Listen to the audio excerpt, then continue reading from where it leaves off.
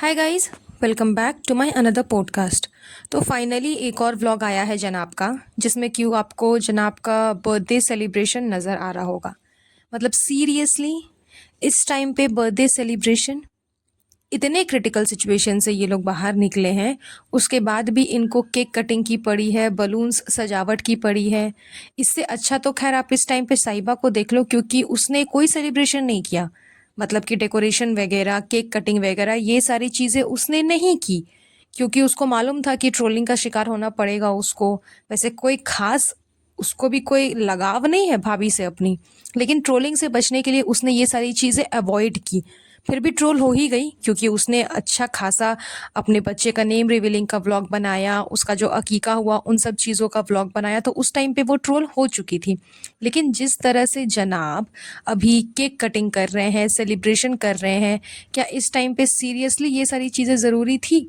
क्योंकि देखो अभी काफ़ी कुछ हो चुका है इनकी लाइफ में, बहुत ज़्यादा खर्च भी हो चुके होंगे, तो ज़रूरी नहीं था कि फिर से इतने सारे पैसे खर्च करना ये सब डेकोरेशन वगैरह में। लेकिन कर रहे हैं, क्योंकि इनको पता है कि फ्री फोकट में बैठे बैठे पैसे मिल रहे हैं, तो कहीं तो उसका इस्तेमाल करो। जितने पैसे खर्च हुए होंगे उससे कहीं ज़्यादा इन लोगों ने कमा लिया व्लॉग्स के थ्रू, तो कहीं पैसा निकालना ही होगा। तो इसी वजह से ये सारी चीज़ें चल रही हैं। और मन मन इनका खुद का है कि इनको बर्थडे सेलिब्रेट करना है, लेकिन थोप देते हैं बच्चों पे कि बच्चों ने किया, बच्चों ने बोला कि हमें कुछ करना है, हमें ऐसा करना है, वैसे करना है। अच्छा, सीरियसली में ये बच्चे बोल रहे हैं? ये बच्चों का दिमाग उस टाइम पे कहाँ गया था, जब इसकी जो भाभी है या फिर बुआ है या फिर मासी जो भी लगेंगी, वो जब हॉस्पिटल में एडमिट थी और ये बच्चे मेहंदी लगा रहे थे, घर पे ईद सेलिब्रेट कर रहे थे। तो बच्चों को सिर्फ सेलिब्रेशन याद आता है, बच्चों का दुख का समय याद नहीं आता कि अगर कोई इंसान बीमार है, किसी की सिचुएशन बहुत ख़राब है, बहुत ही क्रिटिकल है, उस टाइम पे हम सेलिब्रेशन ना करें। उस टाइम पे थोड़ी सी मायूसियत हम भी दिखा लें, थोड़ा सा सैडनेस हम भी दिखा लें कि हम भी सैड है, हमें भी तकलीफ हो रही है। उस टाइम पे बच्चों का दिमाग काम नहीं करता, लेकिन सेलिब्रेशन करने के टाइम पे बच्चों का दिमाग काम कर जाता है। उस टाइम पे भी बच्चे ही बोल रहे थे, बच्चों का ही मन था, साहिबा ने तो ऐसा ही कहा कि बच्चों का मन है, बच्चे चाहते हैं कि ईद सेलिब्रेट करें, बच्चों का तो मन नहीं मार सकते ना, इसलिए बच्चे मेहंदी लगा रहे हैं, इसलिए बच्चे फ़ोटो क्लिक करवा रहे हैं।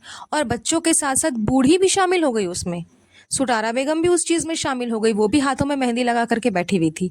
मतलब इतनी बेशर्म औरत की जिसकी बेटी जैसी बहू हॉस्पिटल में एडमिट है, ज़िंदगी और मौत से लड़ रही है, इतनी क्रिटिकल सिचुएशन है, वो बेशर्म माँ उसकी, वो बैठ कर के घर पे मेहंदी लगा रही है। क्या माँ है, वाह! ऐसी माँ की तो दाद देनी चाहिए कि कितनी अच्छी माँ है। बेटी की ये हालत है और माँ घर पे बैठ कर के मेहंदी लगा रही है, और खुद उसने अपने हाथों में दिखाया है व्लॉग्स के थ्रू कि मेरी हाथों में मेहंदी लगी हुई है। तो बच्चों का जहाँ तक बात है, तो बच्चों को सिर्फ सेलिब्रेशन याद आता है। यहाँ भी हो सकता है बच्चों का ही मन होगा कि हमें सेलिब्रेट करना है। तो मेरी ये क्वेश्चनिंग जो है, मेरी ये जो थॉट है, वो बच्चों के लिए ही है कि उनको किसी का दुख नज़र क्यों नहीं आता, किसी की तकलीफ नज़र क्यों नहीं आती। और बच्चे, ये बच्चे हैं जो अपने फ़ायदे के लिए किसी भी हद तक जा सकते हैं, उनको आप बच्चे कह रहे हो? ये लोग बच्चे नहीं हैं, ये लोग बहुत ज़्यादा शातिर हैं, बहुत चालाक है। स्पेशली रिज़ा, उसको पता है कि उसको कहाँ से कैसे काम निकलवाना है, इसलिए वो अपना काम निकालने के लिए किसी भी हद तक जा सकती है। उसने जब साहिबा की मैनिक्योर और पेडिक्योर की थी, उसी टाइम पे समझ में आ गया था कि वो बच्ची किसी भी हद तक जा सकती है। उसका ना तो अपनी माँ से कोई बॉन्ड है, ना तो अपने फादर से कोई बॉन्ड है। माँ को जो मन में आता है बोल देती है, माँ की कोई कदर नहीं करना, माँ की कोई रिस्पेक्ट नहीं है उसके दिल में। और फादर फादर उससे गले मिलने आएंगे तो वो झटका करके उनसे हट जाएगी, वो पीछे घसक जाती है। इस टाइप का उसका बिहेवियर अपने पेरेंट्स के थ्रू, जबकि वही पेरेंट्स इसको पढ़ा रहे हैं, लिखा रहे हैं, सारी चीज़ें कर रहे हैं। साहिबा भले बोलती है कि हमें ब्लॉग्स बनाना ज़रूरी है फ्रेंड्स, क्योंकि इससे काफ़ी लोगों का खर्चा चलता है, जबकि ऐसा कुछ नहीं चलता। आप महीने में, साल में एक आध बार किसी को कुछ दे दोगे तो उसको खर्चा चलाना नहीं बोलता। रिज़ा रेहान के पढ़ाई की जितनी भी खर्चे हैं वो उसके पेरेंट्स ही देते हैं, उसके फादर ही देते हैं, वरना वो काम क्यों कर रहे होते। तो जाहिर सी बात है कि सारी चीज़ें वो लोग ही पे करते हैं। इसीलिए ये लोग मेहर को नहीं रखते, क्योंकि मेहर के पेरेंट्स, मेहर के फादर इतना तो दे नहीं पाएंगे खर्चा मेहर की पढ़ाई का। दैट्स वाई ये लोग मेहर को यहाँ पे नहीं रखते, सिर्फ रिज़ा रेहान को रखते हैं, क्योंकि उसके फादर उतना कमाते हैं, उतना वो खर्च दे पाएंगे। बाकी एक्स्ट्रा जो खर्च आप बोल रहे हो, एक्स्ट्रा इनकी फुटानी बोल लो, खर्च भी मत बोल लो, एक्स्ट्रा इनकी जो फुटानी है ना, इनके फालतू के जो खर्चे हैं ना, कि हमें शूज़ का कलेक्शन करना है, हमें चश्मे का कलेक्शन रखना है। जैसे जनाब का कलेक्शन है शूज़ का, चश्मे का, जनाब हर समय हेयर स्टाइल चेंज करते हैं, वही सारी चीज़ें वो रेहान को भी सिखा रहे हैं और वही नक्शे कदम पे वो भी चल रहा है कि मुझे शूज़ का कलेक्शन बना करके रखना है। तो उस कलेक्शन को मेंटेन करने के लिए पैसे चाहिए होंगे ना, तो उस पे साहिबा खर्च करती है, इनकी फुटानी पे। रिज़ा को क्या है, उसको स्टेशनरी का शौक है, तो स्टेशनरी कलेक्ट करना, फालतू के पेपर, फालतू के रैपर्स जिसका कोई काम नहीं, उन सारी चीज़ों को कलेक्ट करके रखना उसका शौक है। तो उन सारे शौक़्स को पूरा करने के लिए पैसे चाहिए होंगे, क्योंकि आप पेपर, आप स्टेशनरी कलेक्ट कब करोगे, जब आपके पास में ढेर सारे होंगे, अलग अलग वैरायटी के होंगे। तो वो सारी वैरायटीज़ कौन फुलफ़िल करेगा, तो वो सब साहिबा करती है। तो इसलिए इसने बोला कि हम उनके खर्चे चलाते हैं, हमारे वजह से काफ़ी लोगों के खर्चे चलते हैं, मेडिसिन्स चलती हैं, दवाइयाँ चलती हैं, मतलब काफ़ी कुछ होता है। ये गिनवा रही थी। तो एग्जैक्टली में ये सारी चीज़ें होती हैं। और अगर मैं कहीं पर गलत हूँ तो साहिबा प्लीज़ आप क्लियर कर देना कि आप किसका खर्चा चलाती हो, अपने इन लॉज का, अपना, या फिर अपने मम्मी पापा का, या फिर इन बच्चों का, या फिर अपनी खालाओं का, किसका चलाती हो एग्जैक्टली में डिफाइन कर दोगे तो सबको समझ में आ जाएगा। तो ये बच्चे बच्चे नहीं है, ये बहुत ज़्यादा शातिर है। तो यहाँ पे बच्चों का नाम लेकर के जनाब ने जो बोला कि बच्चों का मन था, तो मुझे तो बच्चों पे ही समझ में नहीं आता कि उनका मन सिर्फ सेलिब्रेट करने के टाइम पे ही होता है या फिर कभी दुख में भी उनका मन दुखी होता है। उसके बाद ये लोग बढ़ जाते हैं सेलिब्रेशन करने के लिए, हर जगह पे अपने बच्चे को, अपने बेटे को, रूहान को दिखा दिखा कर के ब्लॉग बनाते हैं। और जनाब ये भी कह रहे हैं कि आपके पास में 2 वक्त की रोटी हो जाए खाने के लिए, 2 जोड़ी कपड़े हो जाए, एक छत हो जाए तो काफ़ी है, इसके अलावा और कुछ नहीं चाहिए।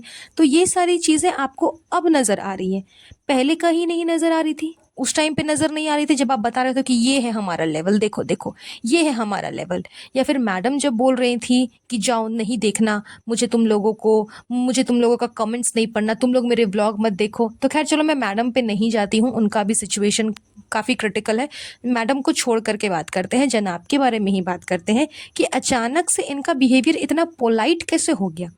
ये वही जनाब है जिन्होंने लोगों को कहा था कि तुम औरतों को बद्दुआ लगेगी, और अब जब अपना इनका पलड़ा भारी हुआ तो उन्हीं औरतों से ये बोल रहे थे कि तुम लोग दुआ करना मेरी वाइफ के लिए। लोगों ने दुआ भी की, ऐसा नहीं है कि लोगों ने दुआ नहीं की, प्रे नहीं की। काफ़ी लोगों ने कमेंट्स कर कर करके भेजा, मैंने भी काफ़ी कमेंट्स इनके व्लॉग्स के सेक्शन में पढ़े थे। काफ़ी लोग प्रे कर रहे थे, काफ़ी लोग अपनी अपनी तरीके से दुआ कर रहे थे, कोई कुछ कर रहा था, कोई कुछ कर रहा था।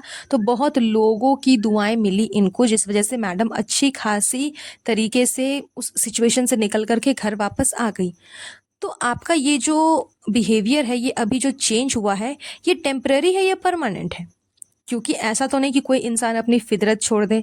इंसान का जो फितरत होता है ना, वो कभी नहीं बदलता। जो जिस पर्सनालिटी का होता है वो उसी पर्सनालिटी का ही रहता है।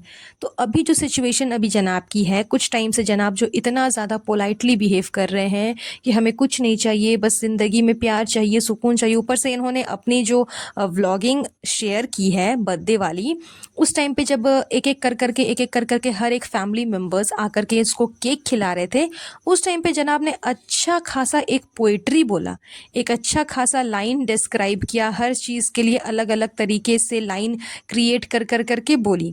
मैं उस बारे में नेक्स्ट पॉडकास्ट में बात करूंगी, लेकिन जिस तरह से जनाब उस टाइप में बोल रहे थे, उस सिचुएशन को डिफाइन कर रहे थे कि फैमिली बहुत इम्पॉर्टेंट है, फैमिली के साथ बिताए हुए पल बहुत इम्पॉर्टेंट है।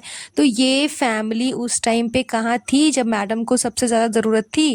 फैमिली बस तुम्हारे लिए ही है, तुम्हें सपोर्ट करने के लिए, तुम्हारे हाँ में हाँ मिलाने के लिए, तुम्हारे बर्थडे सेलिब्रेशन के लिए, बस इसी सब चीज़ के लिए फैमिली है। खुशी में शामिल होने के लिए फैमिली है, दुख में शामिल होने के लिए फैमिली नहीं है।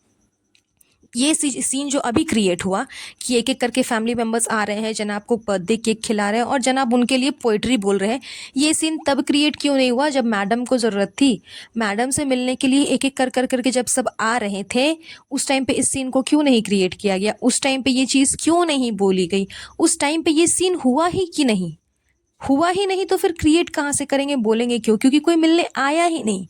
जिस तरह से अभी सभी लोग जनाब को बर्थडे विश करने आ रहे हैं, उसी तरह से अगर एक-एक इंसान जाकर के मैडम का हाल-चाल पूछता हॉस्पिटल में या फिर घर में, उस सीन को आप क्रिएट करके दिखाते तो अधिकतर लोग इस चीज़ के बारे में आपको बोलते कि ये सही में जेन्युइन था। फैमिली की जिस टाइम पे ज़रूरत थी उस टाइम पे फैमिली अवेलेबल थी। लेकिन ऐसा कुछ नहीं था। तो ये जो फैमिली का दुहाई दे रहे हैं, फैमिली के पीछे गुणगान गा रहे हैं, ये फैमिली भी बस खुशी के टाइम पे है। बच्चों का जो नाम लाया गया, वो बच्चे भी सिर्फ खुशी सेलिब्रेट करने के टाइम पे बच्चे याद आते हैं। बच्चों को बाकी सब याद आता है, बाकी दुख के समय में किसी को कोई याद नहीं आता। जनाब का बर्थडे सेलिब्रेशन है, खुशी का माहौल है, इस वजह से बच्चों को याद आ रहा है कि हमें सेलिब्रेट करना है। लेकिन भाई अगर दुख वाला माहौल था, जब भाभी का टाइम था, उस टाइम पे बच्चों को नहीं याद आया कि भाभी की तबीयत खराब है तो हमें भाभी के साथ रहना है। उस टाइम पे बच्चों को याद आया कि भाभी की तबीयत खराब है तो क्या है, हमें मेहंदी लगाना है, हमें ईद सेलिब्रेट करना है। तो ये तो खैर इस घर की कहानी है और इस घर की हकीकत है।